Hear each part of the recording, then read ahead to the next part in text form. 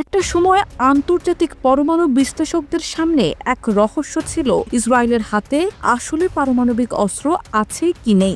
স্বয়ং ইসরায়েল সরকারও কখনোই তা স্বীকার করেনি, আবার অস্বীকারও করেনি। কিন্তু সেই অনিশ্চয়তার পর্দা সরিয়ে দিয়েছিলেন স্বয়ং ইসরায়েলি পারমাণবিক প্রকৌশলী মোরেখাই ভানুনু, যার ফাঁস করা গোপন তথ্য সে সময় নাড়িয়ে দিয়েছিল পুরো বিশ্বকে।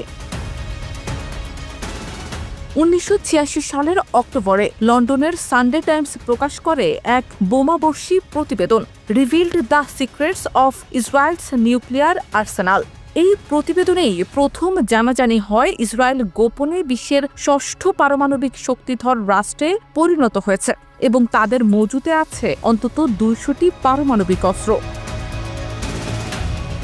প্রতিবেদনটির সূত্র ছিল ভানুনু, যিনি দীর্ঘদিন কাজ করেছিলেন ইসরায়েলের দক্ষিণে নেগেভ মরুভূমির ডিমোনা পারমাণবিক গবেষণা কেন্দ্রে। ইসরায়েলের ফিলিস্তিন নীতি ও পারমাণবিক কার্যক্রমে বিতৃষ্ণ হয়ে তিনি 1985 সালের শেষ দিকে চাকরি ছাড়ার আগে গোপনে তুলে নেন কারখানার ভেতরের শতাধিক ছবি। ছবিগুলোর মধ্যে ছিল পরমাণু অস্ত্র তৈরির প্রক্রিয়া, তেজস্ক্রিয় পদার্থ নিষ্কাশনের কৌশল এবং থার্মোনিউক্লিয়ার বোমার মডেল।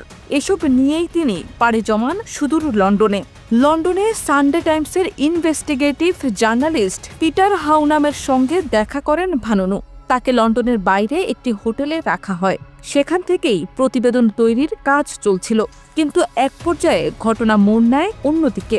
রাস্তায় হাঁটতে গিয়ে এক নারীর সঙ্গে পরিচয় হয়, যিনি আসলে যুক্তরাষ্ট্রে জন্মানো মোসাদের এজেন্ট শেরিল বেনতোফ।